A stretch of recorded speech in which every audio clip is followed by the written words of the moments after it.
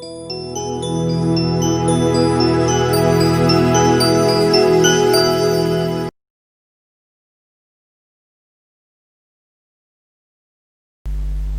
Class में हम लोगों ने इंटर बायोलॉजी की लास्ट क्लास में हमने होमियोस्टेसिस, उसकी डेफिनेशन, उसके एस्पेक्ट्स, ऑस्मोरेगुलेशन, थर्मोरेगुलेशन, एक्सक्रीशन, इन तमाम एस्पेक्ट्स को जो है वो डिस्कस किया था। आज हम चैप्टर को फर्दर प्रोसीड करेंगे और फीडबैक सिस्टम को डिस्कस करेंगे। ठीक है, फीडबैक सिस्टम क्या है, उसकी टाइप्स क्या हैं, इन तमाम चीज़ों को डिस्कस करेंगे। सो प्लीज़ अपने अपने माइक ऑफ रखिएगा और अगर कोई बात समझ में ना आए, कोई क्वेश्चन हो तो आप मुझसे पूछ लीजिएगा। अच्छा बेटा, what is feedback system? Feedback system किसको कहा जाता है? आप सबके सामने स्क्रीन शेयर हो रही है फीडबैक सिस्टम की।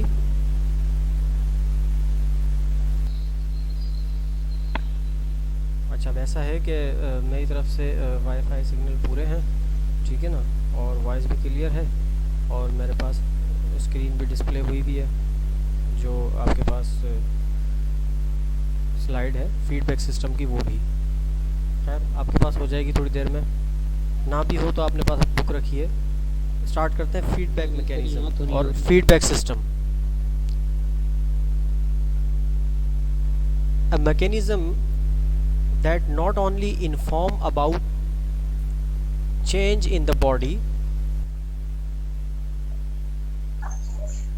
Now हम स्टार्ट करते हैं feedback mechanism. What is feedback mechanism? अपने अपने माइक ऑफ कीजिए जल्दी से, ठीक है। फीडबैक मैकेनिज्म कहते हैं the mechanism that not only informs about change in body set point but help to keep reseted. अभी लास्ट टाइम हमने osmoregulation, thermoregulation, excretion पढ़ा कि जो ये होम्योस्टेसिस के एस्पेक्ट हैं ये हमारी बॉडी में मेंटेन होते हैं, रेगुलेट होते हैं। सवाल ये पैदा होता है, हमें ये सारी बातें कौन बता रहा होता है? हमारी बॉडी को ये किसने बताया कि जनाब बाहर का टेम्परेचर इंक्रीज़ हो गया, अपने बॉडी टेम्परेचर को मेंटेन करके रखना? हमारी बॉडी को ये किसने बताया कि आपकी your body need to excrete some waste product?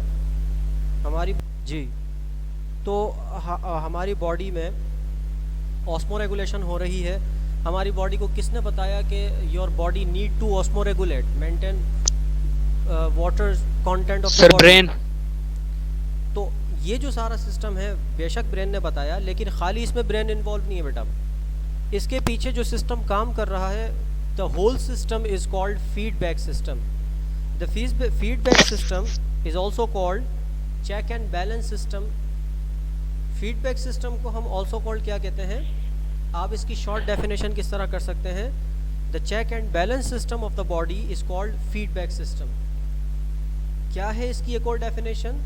कि ये एक ऐसा मैकेनिज्म है, a mechanism that not only informs, ना सिर्फ ये सिस्टम हमें इन्फॉर्म करता है about the change in the body set point, ना सिर्फ ये हमें इन्फॉर्म करता है कि हमारी बॉडी सेट पॉइंट जो है वो चेंज हो रहा है, बट ठीक है बेटा, तो ये जो फीडबैक सिस्टम है ना सिर्फ ये हमें इन्फॉर्म कर रहा है कि हमारी बॉडी का सेट पॉइंट चेंज हो रहा है, बल्कि उसको रीसेट भी करके दे रहा है। So the mechanism that not only inform about change in body set point but help to keep reseted is called feedback system. और इसको फर्दर शॉर्टली हम ये कह सकते हैं कि the feedback system is also called the check and balance system. अब रज़ा, आपने थोड़ी देर पहले कहा कि सर ये इसमें ब्रेन इन्वॉल्व होता है, तो बेटा इसमें ब्रेन इन्वॉल्व, खाली ब्रेन इन्वॉल्व नहीं है। अब पाथवे ऑफ फीडबैक सिस्टम, हम आते हैं नेक्स्ट पर कि इस फीडबैक सिस्टम का पाथवे क्या है। सबसे पहले इसमें जो चीज़ है उसको हम कहते हैं stimuli. Now first thing is stimuli. Stimuli के बाद नेक्स्ट जो पाथ आता है हमारे पास वो है रिसेप्टर्स। ठीक है, तो पाथवे ऑफ फीडबैक सिस्टम में हमारे पास सबसे पहले स्टिम्युलाई आता है, then second one is receptors, third one is CNS, central nervous system, fourth one is effector. चार चीज़ें हमारे पास आती हैं फीडबैक सिस्टम के पाथवे में। Pathway of feedback system, number one is stimuli, number 2 is receptors, number 3 is central nervous system and number 4 is effectors. सबसे पहले हम बात करते हैं स्टिम्युलाई की। What is stimuli? इस इंटर की बायोलॉजी में शुरू के जो स्टार्टिंग के जो 5 चैप्टर हैं, आप कंटिन्यूसली उसमें ये वर्ड पढ़ोगे, स्टिम्युलाई स्टिम्युलाई स्टिम्युलाई स्टिम्युलाई। What is स्टिम्युलाई? स्टिम्युलाई कहते किसको हैं? अब देखो फीडबैक सिस्टम काम किस तरह से कर रहा है। स्टिम्युलाई चेंजेस, हाँ बिल्कुल सही, इंटरनल एक्सटर्नल में किसी चीज का भी चेंज। ठीक है। स्टिम्युलाई की डेफिनेशन क्या हो गई? Any change in internal and external environment is called stimuli. Internal या एक्सटर्नल इन्वायरमेंट में कोई भी चेंज आना उसको स्टिम्युलाई कहते हैं। नाउ नेक्स्ट वन, स्टिम्युलाई के बाद नेक्स्ट वन रिसेप्टर्स। अब उस होने वाली तब्दीली को रिसीव करना, रिसेप्टर्स निकला है रिसीवर से, receive. So there are so many cells which are considered as receptors। हमारी बॉडी के आउटर सरफेस पे और इंटरनल ऑर्गन की सरफेस पे कुछ ऐसे सेल्स पाए जाते हैं जिनको हमने कहा है रिसेप्टर्स, जिनका काम सिर्फ ये होता है कि कोई भी होने वाली तब्दीली को महसूस करना, उसको पिक करना। Now these are called the receptors. अगर आपको याद हो तो चैप्टर नंबर 13 फर्स्ट ईयर की बायोलॉजी में जब हम गैसियस एक्सचेंज इन एनिमल पढ़ रहे थे। एक्सक्यूज मी सर, बोलो।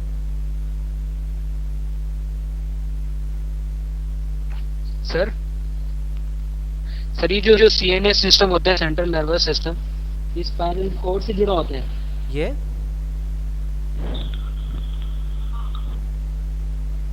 सवाल सही से करो, मुझे स्पाइनल कॉर्ड से जुड़ा होता है सर, कैसे? रुक जाओ बेटा, अभी बात पूरी तो होने दो, ठीक है ना। अभी तो स्टिम्युलाई के बाद रिसेप्टर्स। मैं आपको ये बता रहा था कि चैप्टर नंबर 13 के अंदर आपने कैरोटिड एंड एरोटिक रिसेप्टर्स पढ़े होंगे जो कि हमारी ब्लड वेसल्स के साथ अटैच होते हैं, जो कि हमारे ब्लड में मौजूद केमिकल चेंजेस को डिटेक्ट करते हैं। तो इसी तरह there are so many receptors present in our eye, on our tongue, on our skin. So ये तमाम के तमाम रिसेप्टर्स क्या करते हैं? ये स्टिम्युलाई को रिसीव करते हैं। नाउ नेक्स्ट स्टेप, अब ये रिसेप्टर्स उस तमाम इंफॉर्मेशन को सेंड करते हैं किस जगह पे? सेंट्रल नर्वस सिस्टम में। Now central nervous system consist of 2 set of organ. Number 1 is brain and number 2 is spinal cord. आपके पास 2 चीज़ें हैं, ब्रेन और स्पाइनल कॉर्ड। याद रखिएगा, आपका ब्रेन जो है वो सिर्फ आपके सर में मौजूद नहीं है, बल्कि वो एक्सटेंड होता है और एक रॉड लाइक स्ट्रक्चर बनाता है जो कि आपके थ्रू आउट वर्टिब्रल कॉलम के अंदर मौजूद होती है। उसको हम कहते हैं स्पाइनल कॉर्ड, ठीक है ना। सो सेंट्रल नर्वस सिस्टम में 2 चीज़ें आती हैं, ब्रेन और स्पाइनल कॉर्ड। तो रिसेप्टर्स उस इंफॉर्मेशन को जो स्टिम्युलाई से आई है उस इंफॉर्मेशन को सेंड करते हैं कहाँ पर? या तो ब्रेन में या फिर स्पाइनल कॉर्ड में, या फिर स्पाइनल कॉर्ड उस इंफॉर्मेशन को लेके जाती है ब्रेन तक। अच्छा जनाब, उसके बाद क्या होगा? ब्रेन उस प्रॉब्लम को सॉर्ट आउट करेगा, उस प्रॉब्लम को समझेगा, उस प्रॉब्लम को देखेगा, देखने के बाद उस प्रॉब्लम का सॉल्यूशन बताएगा। अब ब्रेन उस प्रॉब्लम का सॉल्यूशन किसको बता रहा है? ब्रेन किसको बोल रहा है कि जनाब ये प्रॉब्लम सॉल्व करो? तो उनको हम बायोलॉजिकल लैंग्वेज में कहते हैं effectors. Effectors are those organ that resolve the problem by the help of brain. Effectors वो ऑर्गन हैं जो ब्रेन की मदद से किसी भी होने वाली तब्दीली को कंट्रोल कर रहे हैं। अब आपका सवाल ये होगा कि सर वो कौन है, वो इफेक्टर कौन है? याद रखिएगा, there are only 2 effector in our body. Number 1 muscle, number 2 gland. Brain या तो डायरेक्टली मसल्स को बोलेगा कि इस प्रॉब्लम को सॉर्ट आउट करो, या फिर वो ग्लैंड्स को बोलेगा कि जनाब इस प्रॉब्लम को सॉर्ट आउट करो। अदरवाइज तीसरा ऑर्गन कोई नहीं है जिसको हम इफेक्टर कंसीडर करें। तो this is the pathway of feedback system, ठीक है। नंबर 1 स्टिम्युलाई, रिसीव करी चेंज, देन रिसेप्टर्स ने उस मैसेज को लिया, then send to CNS, central nervous system को दिया, सेंट्रल नर्वस सिस्टम ने उस प्रॉब्लम को एक्सप्लोर किया, then central nervous system send the message to the effector for the resolve of problem. अब इसकी मैं एक आपको एग्जांपल देता हूँ। लेट्स सपोज आप को अचानक भूख लगती है, दोपहर में 3 बज रहे हैं, आप कॉलेज से घर गए, घर जाने के बाद आपने चेंज किया और आप बैठ गए आराम से, तो अब आपको भूख लग रही है। अब ये इंटरनल चेंज है, स्टमक मुसलसल कंटिन्यूसली उसके अंदर एकिंग शुरू होगी उसके मसल्स के अंदर। अब ये स्टिमुलाई है, मसल्स जो हैं स्टमक के, वहाँ पे रिसेप्टर्स होंगे, उस इंफॉर्मेशन को रिसीव करके भेजेंगे सेंट्रल नर्वस सिस्टम तक। सेंट्रल नर्वस सिस्टम क्या करेगा, इस मसले को कैसे हल कराएगा? पहली बात, सेंट्रल नर्वस सिस्टम या तो आपके मसल्स को मैसेज देगा कि जनाब आपके जो स्केलेटल मसल्स हैं उसको बताएगा कि आप खड़े हों, स्केलेटल मसल्स को कॉन्ट्रैक्ट करें, चल के जाएं, किचन में जाएं, फ्रिज में देखें कुछ खाने को है तो खा लें। तो पहला तो प्रॉब्लम ये हल हो गया कि आपके ब्रेन ने आपके स्केलेटल मसल्स, जो कि इस इफेक्टर, मैंने जो आपके मसल्स का कहा था, इफेक्टर मसल्स होते हैं, मसल्स आपकी ये प्रॉब्लम सॉल्व कर देंगे कि आप उठ के जाएंगे और जाने के बाद फ्रिज में से या किचन में से कुछ निकाल के खा लेंगे। अगर ऐसा नहीं है और आप ऐसी जगह पे हैं जहाँ पे ऐसा कुछ भी नहीं हो सकता, तो इफेक्टर्स क्या करेंगे? लेट सपोज आप क्लास में बैठे हुए, आप सुबह का ब्रेकफास्ट करके नहीं आए और 10:30 बजे का टाइम है, ब्रेक होने में भी टाइम है, लेकिन आपको भूख लग रही है, आपके मसल्स एक्टिंग कर रहे हैं स्टमक के, वो इन्फॉर्मेशन रिसेप्टर्स लेके ब्रेन को बताएंगे। अब ब्रेन पता है क्या करेगा? ब्रेन वो इन्फॉर्मेशन देगा ग्लैंड्स को, और ग्लैंड्स क्या करेंगे? ग्लैंड्स सिक्रीट करते हैं हार्मोन। आपका लिवर, ब्रेन ने मैसेज दिया लिवर को, ब्रेन ने मैसेज दिया पैनक्रियाज को, ब्रेन ने मैसेज दिया बोन सेल्स को। वहाँ के ग्लैंड्स क्या करेंगे? वो ग्लैंड्स आपकी बॉडी में मौजूद एक्स्ट्रा अमाउंट में जो कार्बोहाइड्रेट है, जिसको हम ग्लाइकोजन कहते हैं, उसको कन्वर्ट करेगा ग्लूकोज में और आपकी बॉडी के एनर्जी लेवल को नॉर्मल रखने की कोशिश करेगा। सो ये फैक्टर का काम है। इसी तरह मैं आपको इसकी एक और एग्जांपल देता हूँ। आप बाहर जा रहे हैं और अचानक जो है वो हवा बहुत तेज़ चलती है और हवा के साथ साथ उसमें बारीक बारीक पत्थर जो है वो आपकी तरफ आते हैं और आपकी आंख पे चले जाते हैं। आपका पहला रिएक्शन क्या होता है? आपकी आंखें फ़ौरन बंद हो जाती है और आपका हाथ क्विकली, सडनली आपकी आंख पर चला जाता है। नंबर 2, आपकी आंखों से आंसू आना शुरू हो जाते हैं, टीयर्स। तो इसका मतलब ये हुआ, ब्रेन ने उस प्रॉब्लम को सॉल्व कराने के लिए मसल्स को पहला पैगाम भेजा, मसल्स ने क्या किया? आपकी आंखें बंद कर दी, आपका हाथ आपकी आंख पे रख दिया। नंबर 2, आपकी आईज में जो टीयर ग्लैंड्स हैं उन्होंने टीयर रिलीज करना शुरू कर दिए, आंसू बहना शुरू हो गए, जिसकी वजह से क्या हुआ कि आपका जो है वो प्रॉब्लम सॉर्ट आउट होना शुरू हो गई।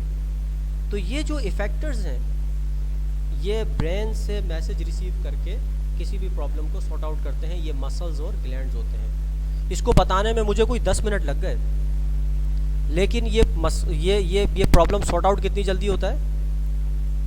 ये इतनी जल्दी होता है कि अगर आप एक स्विच ऑन करते हैं और यहाँ आपने स्विच ऑन किया, यहाँ पर आपका सेवर ऑन हो गया, जितनी रफ्तार से इलेक्ट्रिसिटी उस वायर पे कंडक्ट हो रही है उससे कहीं ज़्यादा फास्ट सिस्टम हमारा है। हमारे अंदर जो मैसेजिंग है वो 0.01 मिली माइक्रो सेकेंड, इतनी जल्दी हमारे पास। यानी कि आप अगर ख़ुद अंदाज़ा करें कि इधर हवा चली और इधर आपकी आंख में मट्टी आई और आपकी आंख एकदम बंद हो गई और एकदम आपकी आंखों से आंसू आना शुरू हो गए। तो ये फीडबैक सिस्टम है जो कि हमें हमारे होम्योस्टेसिस को मेंटेन रखने में बहुत हेल्प करता है। अगर इसमें से कोई भी एक फैक्टर ख़राब हो जाए, लेट सपोज रिसेप्टर्स आपकी बॉडी के ख़राब हो जाते हैं, कुछ लोग जो है वो बहुत सारे हमारे माशरे में कुछ मंशियात इस्तेमाल करते हैं, गुटखा, मैनपुरी वगैरह, तो आहिस्ता आहिस्ता क्या होता है उनकी जो ज़बान पे टेस्ट बर्ड्स हैं, टेस्ट रिसेप्टर्स हैं, वो ख़राब हो जाते हैं, जिसकी वजह से वो खाना जब खाते हैं तो ना उनको मीठे का पता लगता है ना नमकीन का, उनको कोई जायका ही नहीं आ रहा होता। तो रिसेप्टर्स ख़राब होने से स्टिमुलाई रिसीव नहीं होगा। सेंट्रल नर्वस सिस्टम में, ब्रेन या स्पाइनल कॉर्ड में किसी हिस्से में अगर प्रॉब्लम क्रिएट हो जाए तो भी ये फीडबैक सिस्टम ख़राब हो सकता है। अगर इफेक्टर मसला करना शुरू करें तब भी आपके पास होम्योस्टेसिस जो है वो प्रॉब्लम क्रिएट करना शुरू कर देता है।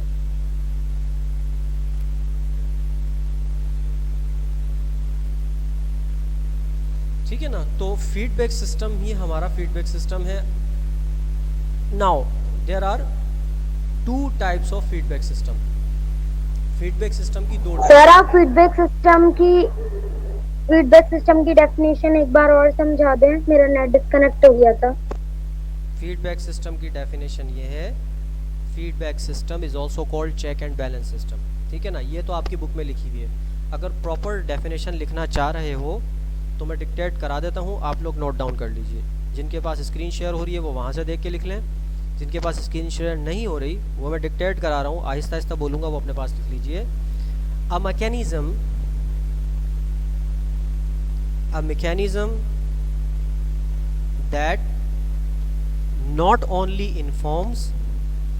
that not only informs about change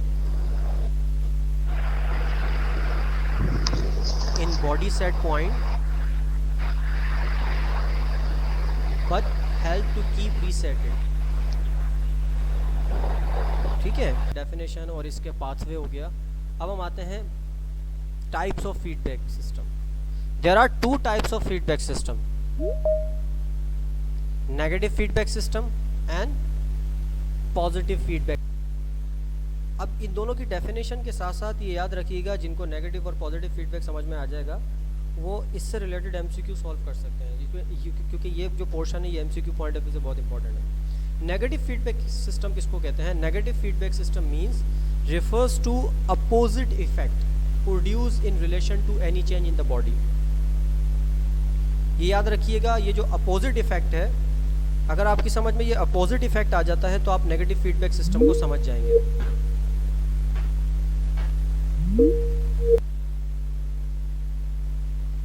ji, negative feedback system और पॉजिटिव फीडबैक सिस्टम पे थे, वो अचानक नेट प्रॉब्लम हो गया था जिसकी वजह से डिस्कनेक्शन हो गया।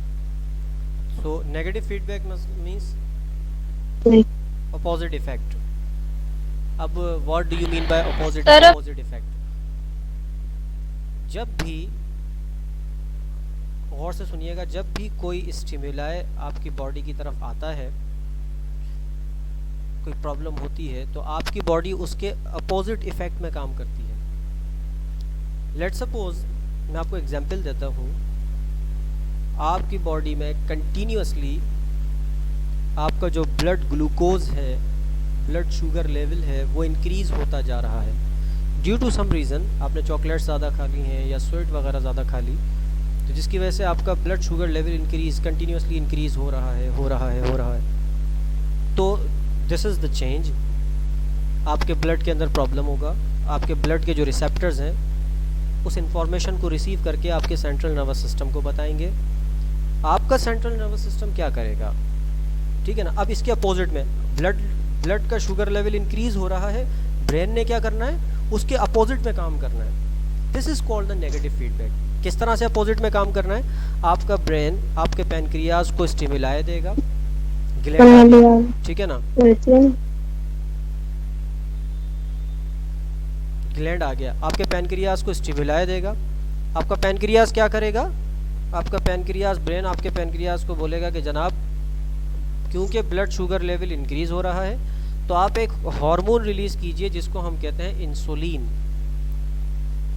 ये बताने के बाद अब सारा काम जो है वो पैनक्रियाज का होगा।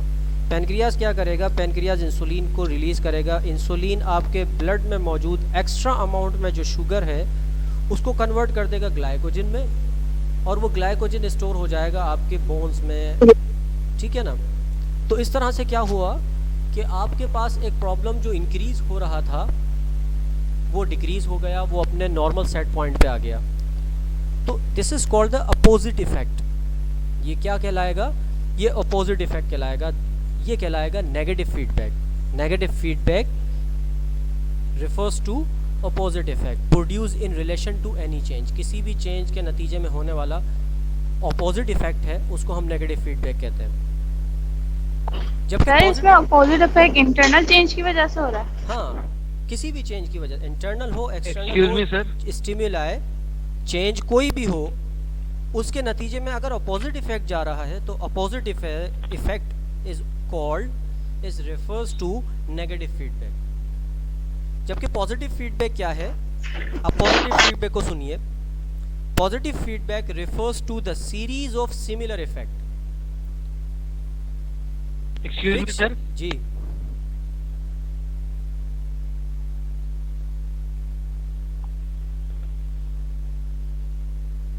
सर ये मतलब कि ये जो नेगेटिव फीडबैक हो रहा है, मतलब ये हमारा नॉर्मल कंडीशन है।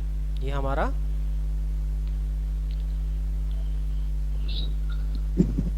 ये हमारी नॉर्मल कंडीशन में होता है नेगेटिव फीडबैक।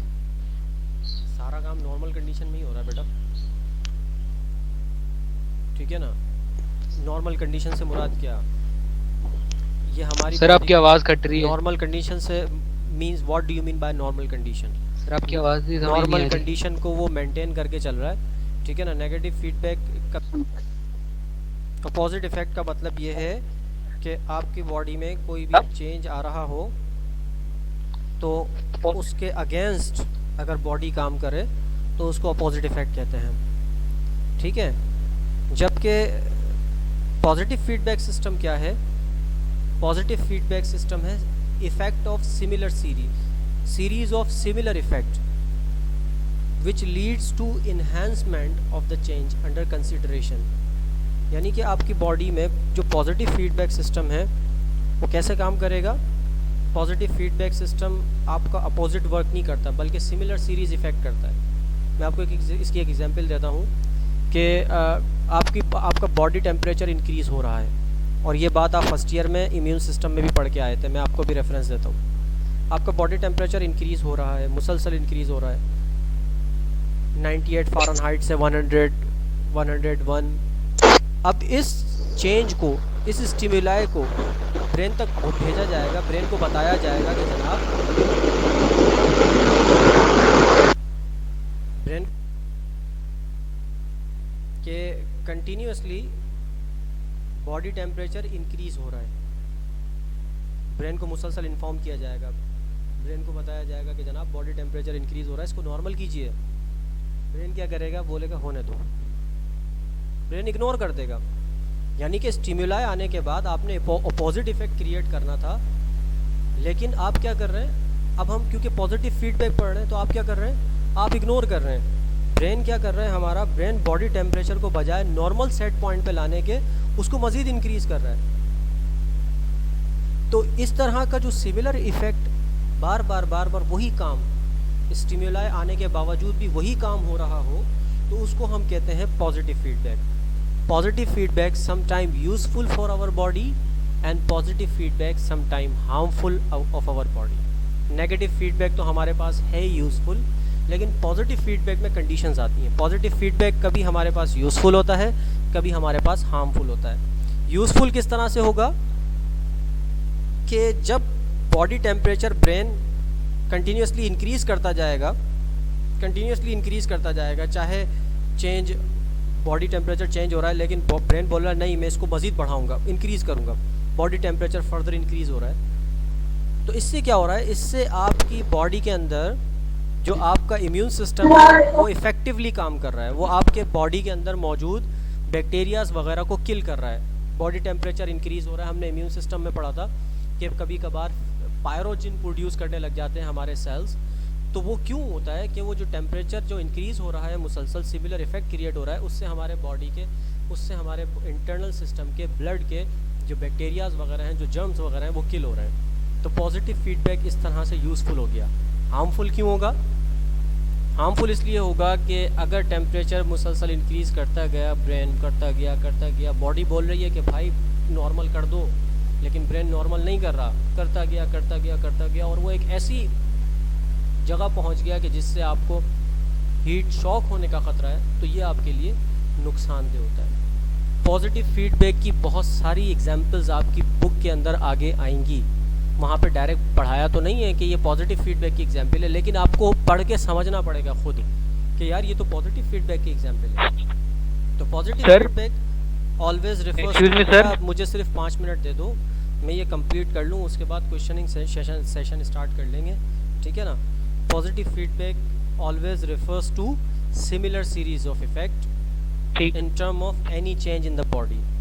कोई भी बॉडी में चेंज आ रहा हो, फीडबैक सिस्टम के अंदर जो ये पॉजिटिव फीडबैक सिस्टम है, ये क्या करता है, ये फीडबैक सिस्टम आपके उस चेंज के, उस स्टिमुलाई के अगेंस्ट काम नहीं करता, बल्कि उस जैसा ही काम करना शुरू कर देता है। जबकि नेगेटिव फीडबैक क्या है कि नेगेटिव फीडबैक फ़ौरन अपोजिट इफेक्ट क्रिएट करके आपके बॉडी के सिस्टम को नॉर्मल सेट पॉइंट पे लाता है और आपका होम्योस्टेसिस मेंटेन कर देता है। ये हमारा आज का टॉपिक था, फीडबैक सिस्टम और उसकी types, positive and negative feedback system.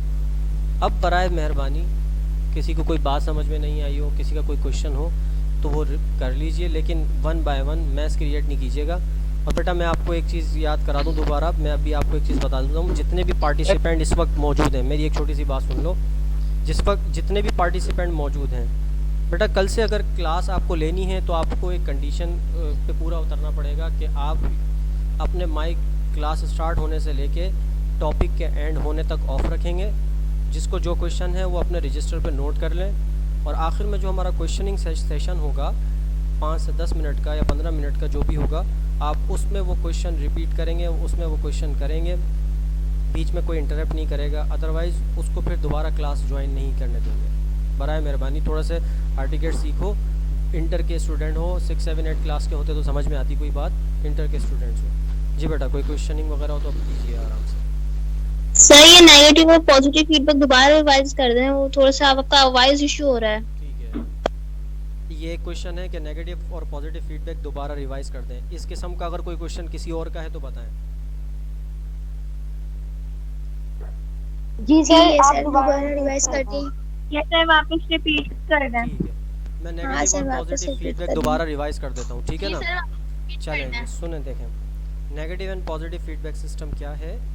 Negative feedback system is the system that refers to opposite effects produce in relation to any change in the body fluid. आपकी बॉडी में अभी हमने feedback system आपके समझ में आया, आपने पढ़ा कि फीडबैक सिस्टम हमारे बॉडी में होने वाले चेंज को ना सिर्फ हमारी बॉडी को बताता है उसके बारे में, बल्कि उसको सेट भी करके देता है। ठीक है, अगर नेगेटिव फीडबैक में कोई स्टिमुलाई आया, कोई चेंज आया और हमारे सिस्टम ने उसके अगेंस्ट काम किया तो इसको हम कहते हैं नेगेटिव फीडबैक। इसकी मैंने एग्जांपल दी कि आपके ब्लड का शुगर लेवल इंक्रीज़ हो रहा है, ये चेंज हो गया, ये स्टिमुलाई हो गया, रिसेप्टर ने इस होने वाली तब्दीली को महसूस करके आपके ब्रेन को बताया।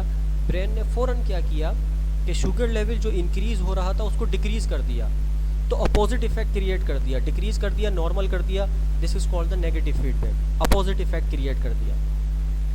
पॉजिटिव फीडबैक क्या है, positive feedback opposite effect create नहीं करता, बल्कि positive feedback similar effect create करता है। वो किस तरह से कि आपकी बॉडी में एक चेंज आया कि आपका बॉडी का नॉर्मल टेम्परेचर इंक्रीज़ होता जा रहा है। आपके ब्रेन को जब पता लगा तो आपके ब्रेन ने क्या किया, बजाय टेम्परेचर को दोबारा नॉर्मल करने के उसको मज़ीद बढ़ाता गया, सिमिलर इफ़ेक्ट क्रिएट करने लग गया, बढ़ाता गया। तो इस तरह के इफ़ेक्ट को हम कहते हैं पॉजिटिव फीडबैक सिस्टम। मैंने आपको बताया पॉजिटिव फीडबैक अच्छा भी है, बुरा भी है। ब्रेन को पता है कि अगर वो टेम्परेचर इंक्रीज़ कर रहा है तो उससे क्या असर होगा आपकी बॉडी में, आपकी बॉडी के माइक्रो जर्म्स जो हैं वो किल होंगे। लेकिन अगर वो ज़्यादा बियॉन्ड सेट पॉइंट चला गया, बहुत ज़्यादा बियॉन्ड सेट पॉइंट चला गया, तो उससे आपकी बॉडी को बहुत ज़्यादा नुकसान भी हो सकता है। तो negative feedback means a positive effect to any change in the body, कि कोई भी स्टिमुलाई आ रहा है उसके अगर अगेंस्ट काम हो रहा है तो वो नेगेटिव, और उसी जैसा काम हो रहा है तो पॉजिटिव फीडबैक। जी बेटा, एनी अदर क्वेश्चन? सही तो जी जी और सही है, जो रिसेप्टर्स हैं ये मसल्स बेटा, ये आप क्वेश्चन सेल नहीं हो सकते। जी जी, ये जो रिसेप्टर्स हैं, क्वेश्चन कंप्लीट कीजिए। ये सिर्फ मसल्स ही हो सकते हैं, स्केलेटन मसल्स ही हो सकते हैं, या फिर कोई और सेल भी रिसेप्टर्स की जगह ले सकता है? कौन रिसेप्टर्स? जी नहीं बेटा, रिसेप्टर्स आप थोड़ा गलत चली गई। रिसेप्टर्स हमारे पास उन सेल्स को कहा जाता है जो कि किसी भी होने वाली चेंज को रिसीव करते हैं, और वो हमारी बॉडी में हर जगह मौजूद है, हर जगह मौजूद है, हमारी बोन्स पे भी, हमारे मसल्स पे भी, इंटरनल ऑर्गन पे भी। बात हुई थी इफेक्टर्स की। इफेक्टर्स सिर्फ 2 हैं, तब्दीली को महसूस करने वाले रिसेप्टर्स कहलाते हैं, और वो पूरी बॉडी में हैं। लेकिन उस प्रॉब्लम को सॉर्ट आउट करने के लिए ब्रेन जिनको इस्तेमाल करता है उनको इफेक्टर कहते हैं, और वो 2 हैं बस। पहला है मसल्स और दूसरे हैं ग्लैंड्स, इनके अलावा कोई तीसरा नहीं है। मसल्स और glands are considered as a factor that sort out the problem, ठीक है। मसल्स और ग्लैंड रिसेप्टर्स नहीं है, मसल्स और ग्लैंड इफेक्टर्स हैं। सर पॉजिटिव और नेगेटिव फीडबैक की हाँ बोलो बोलो। एग्जांपल दे दें सर। पॉजिटिव फीडबैक की और नेगेटिव फीडबैक की एग्जांपल। पॉजिटिव और नेगेटिव की एग्जांपल दे दें सर। पॉजिटिव फीडबैक की एग्जांपल मैं आपको देता हूँ कि मैंने अभी आपको एग्जांपल दी। नेगेटिव फीडबैक की पहले तो मैं आपको देता हूँ। If the sugar level of your blood continuously increase due to any reason, ठीक है, अगर आपके ब्लड के अंदर शुगर लेवल इंक्रीज होता जा रहा है किसी भी रीज़न की वजह से, ये हो गया चेंज हो गया, ये स्टिमुलाई हो गया ना। अब बॉडी ने क्या करना है, बॉडी ने उस शुगर लेवल को नॉर्मल करना है, यानी कि उसके अपोजिट में काम करना है। तो फ़ौरन ब्रेन के पास ये प्रॉब्लम जाएगा, ब्रेन इसको सॉर्ट आउट करवाएगा प्रॉब्लम को, ग्लैंड को बोलेगा, यानी कि वो पेनक्रियास को बोलेगा कि जनाब आप इंसुलिन रिलीज़ करें और इस बढ़ते हुए शुगर लेवल को नॉर्मल करें, तो वो नॉर्मल हो जाएगा। तो ये हो गया नेगेटिव फीडबैक। पॉजिटिव फीडबैक क्या है? पॉजिटिव फीडबैक है आपके बॉडी का टेम्परेचर इंक्रीज़ हो गया, आप फीवर में चले गए, बॉडी ब्रेन को बता रही है कि जनाब किसी तरह से अपनी फिजियोलॉजी को मेंटेन करें, टेम्परेचर को डिक्रीज़ कराएं। ब्रेन सुन ही नहीं रहा बात को, ब्रेन टेम्परेचर को और इंक्रीज़ कर रहा है, सिमिलर इफेक्ट क्रिएट कर रहा है। तो ये कहलाएगा पॉजिटिव फीडबैक। ये दोनों मिसालें मैंने आपकी बुक से ही दी हैं, लेकिन मैंने आपको बताया कि आगे चल के पॉजिटिव और नेगेटिव की बहुत सारी एग्जाम्पल्स आएंगी जिनको आपने पढ़ के खुद देखना होगा कि हाँ ये पॉजिटिव है ये नेगेटिव है, और भी फिर आपको बता दी जाएंगी। क्योंकि याद रखिएगा ज़रूरी नहीं है कि आपके एमसीक्यूज़ में यही दोनों एग्जाम्पल्स आएँ, वो कहीं और बुक के पोर्शन से उठा के आपको एग्जाम्पल्स दे सकते हैं। चैप्टर नंबर 3 में इसकी बहुत सारी मिसालें मौजूद हैं, ठीक है ना। चैप्टर नंबर 4 में इसकी एग्जाम्पल मौजूद है। तो ये पॉजिटिव और नेगेटिव की एग्जाम्पल्स हो गई। जी बेटा, एनी अदर क्वेश्चन? सर वो सर अभी आपने एक नाम लिया था पायरोजन। जी जी उमर, 1 मिनट रुकिए, मैं आपको सवाल को एंटरटेन करता हूँ। आपने पूछा पायरोजन, रुकिए मैं बताता हूँ। ठीक है सर। जी sir I have a question.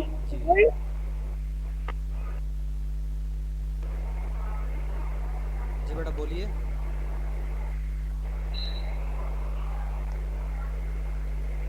पूछ भी लो। हादिया सर जी, बेटा क्वेश्चन कीजिए, मैं सुन रहा हूँ।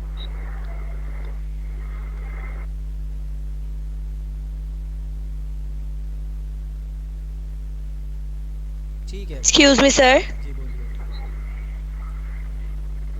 Excuse me sir. बेटा मुझे आवाज़ बोल दो सर, सुन रहे हैं।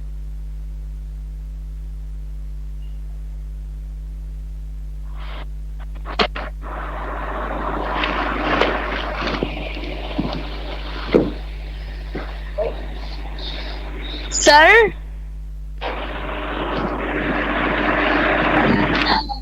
सर चले गए शायद। सवाल सुनने में गहरी चले गए। सवाल कर नहीं रही थी। सवाल करना था सर से। एक्सक्यूज मी सर, बस सवाल करती डायरेक्ट। हाँ सर चले गए। मैं आपके सवाल का वेट कर रहा था, आप नहीं कर रही क्वेश्चन, मैं किसी और के क्वेश्चन का आंसर देता हूँ। बेटा उमर, आपने सवाल किया था कि पायरोजिन, ठीक है ना। देखो बेटा उमर, ये पायरोजिन जो है ये जी सर। फर्स्ट ईयर के चैप्टर 14 की जोलॉजी में लिखा हुआ है, ठीक है ना।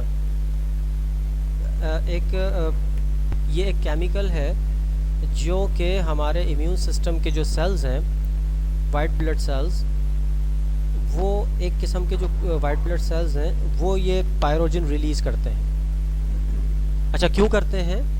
वो जब देखते हैं कि माइक्रो जर्म्स, बैक्टीरियाज वगैरह या इस तरह के वायरसेस वगैरह हमारे सेल्स के अंदर बहुत ज़्यादा हो गए, हमारे ब्लड के अंदर, बॉडी के अंदर बहुत ज़्यादा हो गए, तो वो इम्यून सिस्टम के सेल्स क्या करते हैं, brain under the command of brain वो प्रोड्यूस करने लगते हैं पायरोजिन। इस केमिकल का, इस पायरोजिन का काम क्या होता है कि ये बॉडी के टेम्परेचर को इंक्रीज़ करते हैं, जिसकी वजह से हमारा जो सेट पॉइंट है टेम्परेचर का 98.6 फ़ारेनहाइट, वो इंक्रीज़ हो जाता है 100 101, जिसको हम कहते हैं फीवर। और दूसरा फीवर का नाम है पायरेक्सिया। ये पायरोजिन के प्रोड्यूस होने की वजह से हम इसको पायरेक्सिया भी कहते हैं। तो वो ये एक तरह तो ये पॉजिटिव फीडबैक की मिसाल हो गई कि जनाब टेम्परेचर इंक्रीज़ हो रहा है तो ब्रेन जो है वो उन इम्यून सिस्टम के सेल्स को बोल रहा है कि और इंक्रीज़ करो टेम्परेचर और पायरोजिन रिलीज़ करो।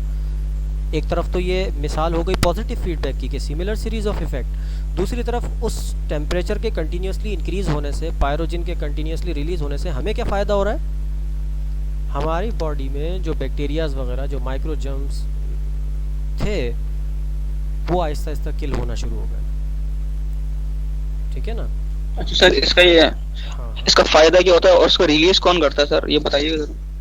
इसका फ़ायदा मैंने आपको बताया ना, इसका फ़ायदा ये है कि हमारे बॉडी के जो माइक्रोजर्म्स हैं वो किल होते जा रहे हैं। ठीक है ना? वो कंटिन्यूसली मरते जा रहे हैं टेम्परेचर के इंक्रीज़ होने से। इसका फ़ायदा ये है। अच्छा, इम्यून सिस्टम में हमारे पास न्यूट्रोफिल्स, इम्यून सिस्टम में जब हम पढ़ते हैं ना इम्यून सिस्टम को, जिसमें हम वाइट ब्लड सेल्स को डिस्कस करते हैं, वाइट ब्लड सेल्स की डिफरेंट टाइप्स पढ़ते हैं, जिसमें बेजोफिल्स होते हैं, एजिनोफिल्स होते हैं, न्यूट्रोफिल्स होते हैं, मोनोसाइट्स होते हैं। तो इनमें से ही एक टाइप है सेल की, वो ये पायरोजिन प्रोड्यूस करती है, जिनके पास ख़ास ये स्पेसिफिक काम यही होता है कि जस्ट दे प्रोड्यूस पायरो। हर वाइट ब्लड सेल्स का ये काम नहीं होता। किसी वाइट ब्लड सेल का ये काम होता है कि माइक्रोजर्म्स को इंगल्फ कर लेना, खा लेना। किसी का किसी और तरीके से काम होता है। तो इसी तरह इन्हीं में से जो मैंने नाम गिनवाया आपको, बेजोफिल, एजिनोफिल्स, न्यूट्रोफिल्स, मोनोसाइट्स, मैक्रोसाइट्स, ये इन्हीं में से एक सेल की टाइप है जो कि हमारे पास पायरोजिन प्रोड्यूस कर रही है। और फ़ायदा मैंने आपको बता दिया कि हमें ये फ़ायदा है, लेकिन ये इस फ़ायदे के चक्कर में कभी कभी नुकसान भी हो जाता है कि टेम्परेचर अगर बहुत ज़्यादा शूटअप कर जाए तो वो फिर पॉजिटिव फीडबैक बजाय हमें यूज़फुल होने के वो हमारे लिए हार्मफुल हो जाता है। हादिया अब सवाल कर लीजिए, मेहरबानी। 1 मिनट हादिया ने। ठीक है सर। सर ये जो फीडबैक 1 मिनट सर मुझे ये ये सवाल करना है। सिस्टम होता है, ये प्लांट्स और एनिमल्स में भी होता है? प्लांट्स और एनिमल्स में भी होता है। ठीक है। अच्छा बेटा, ये 1 मिनट, हादिया ने रेज हैंड किया हुआ है। हादिया बेटा आप सवाल कीजिए, मैं भी इस क्वेश्चन को एंटरटेन करता हूँ, प्लांट और एनिमल वाले को। सर मुझे ये पूछना है कि नेगेटिव फीडबैक में आपने एग्जांपल दी कि अगर हमारा शुगर लेवल इंक्रीज हो जाता है तो उसको डिक्रीज करने के लिए ग्लैंड्स आते हैं। तो ज़रूरी है कि सिर्फ हर चीज़ हमारी बॉडी में डिक्रीज हो रही हो तभी नेगेटिव फीडबैक हो? अगर जैसे एक चीज़ डिक्रीज हो रही है और उसका हम इंक्रीज करवा लें, बॉडी चेंज होने पर इंक्रीज हो जाए एज अ रिजल्ट, तो वो भी नेगेटिव फीडबैक में आएगा? हाँ, मैं आपकी इसकी एक और अच्छी एग्जांपल दे सकता हूँ। इफ़ेक्ट अपोजिट होना चाहिए, याद रखिएगा। ठीक है ना? इसकी दूसरी एग्जांपल मैं आपको और दे देता हूँ कि आपके बॉडी के अंदर, अगेन इसकी मिसाल ले लीजिए कि आपका ब्लड शुगर लेवल डिक्रीज़ हो रहा है। ठीक है ना? अब यहाँ पर आ गए हम डिक्रीज़ पर। अब आपकी बॉडी के अंदर जब ब्लड शुगर लेवल डिक्रीज़ हो रहा है तो आपका ब्रेन फ़ौरन क्या करेगा? आपके ब्रेन को ये बात जब पता लगेगी तो आपका ब्रेन क्या करेगा? आपका ब्रेन दोबारा पेनक्रियाज को इन्फॉर्मेशन देगा, और पेनक्रियाज फिर क्या करेंगे? पेनक्रियाज इस दफ़ा दूसरा हार्मोन रिलीज़ करेंगे जिसको हम कहते हैं ग्लूकागॉन। ग्लूकागॉन हार्मोन क्या करेगा? ग्लूकागॉन हार्मोन आपकी बॉडी में मौजूद ग्लाइकोजन उसको निकलवा के उसको कन्वर्ट कराएगा ग्लूकोज में, और आपके बॉडी के, आपके ब्लड के जो शुगर लेवल है उसको इंक्रीज़, यानी कि इंक्रीज़ मतलब नॉर्मल सेट पॉइंट, उस पर ले आएंगे। यहाँ पर याद रखिएगा, इंक्रीजिंग और डिक्रीजिंग, यहाँ ये नेगेटिव फीडबैक का मतलब ये है कि अपोजिट इफेक्ट। अगर कोई चीज़ बढ़ रही है तो उसको कम करना, अगर कोई चीज़ कम हो रही है तो उसको बढ़ाना। ठीक है ना? यहाँ पर मतलब मैंने वही कहा ना कि बढ़ाना और कम करने पे मत जाइएगा, अपोजिट पे जाइएगा। अगर आपको अपोजिट समझ में आ गया, अब इसमें जो आपने बात कही कि ज़रूरी नहीं है कि अगर एक चीज़ बढ़ रही है तो उसको कम ही करेंगे, नहीं, अगर कोई चीज़ कम हो रही है तो उसको बढ़ाएंगे भी। तो ये पॉजिटिव नेगेटिव फीडबैक है। ठीक है ना? अच्छा, अभी एक स्टूडेंट ने सवाल किया था, सर ये पॉजिटिव और नेगेटिव फीडबैक जो है वो प्लांट में भी होता है। तो बेटा plant are also living organism. Even कि ये सिस्टम बैक्टीरिया में भी होता है। ठीक है ना? आपने चैप्टर नंबर 6 में फर्स्ट ईयर के एक टाइप पढ़ी थी बैक्टीरिया की जिसको हम कहते हैं कीमोटैक्टिक बैक्टीरिया। उनको कीमोटैक्टिक बैक्टीरिया हमने क्यों कहा था? सबसे पहले तो उनको केमिकल का स्टिमुलाई आता है। जब उनको केमिकल का स्टिमुलाई आता है और उनकी सेल मेम्ब्रेन पे मौजूद रिसेप्टर्स उस मैसेज को रिसीव करते हैं तभी तो वो केमिकल की तरफ मूव करते हैं। तो एक बात याद रखिएगा, ये जो होम्योस्टेसिस का मैकेनिज़्म है, फीडबैक का मैकेनिज़्म है, इसको हम तमाम लिविंग ऑर्गेनिज्म में डिस्कस करते हैं, प्लांट में भी, एनिमल में भी, ह्यूमन बीइंग में भी, सब में। ठीक है ना। आप देखिए ना, प्लांट की रूट्स कहाँ पे जाती हैं? Towards the soil, towards the force of gravity. और प्लांट का शूट सिस्टम कहाँ पे जाता है? Towards the sunlight. रूट्स ज़मीन के अंदर जाती हैं, क्यों? क्योंकि उसको फोर्स ऑफ ग्रेविटी अट्रैक्ट कर रही होती है। और शूट ने कहाँ जाना है? शूट ने जाना है सॉइल से बाहर, सनलाइट की तरफ, क्योंकि लाइट उसको क्योंकि उसको लाइट चाहिए फोटोसिंथेसिस के लिए। तो ये जो फीडबैक सिस्टम है, ये जो होम्योस्टेसिस है, ये ना सिर्फ एनिमल में होगा, याद रखिएगा, ये तमाम लिविंग ऑर्गेनिजम्स के अंदर होगा। इसके बगैर कोई ऑर्गेनिज्म चल नहीं सकता। ठीक है ना, ये याद रखिएगा। जी बेटा, और कोई क्वेश्चन?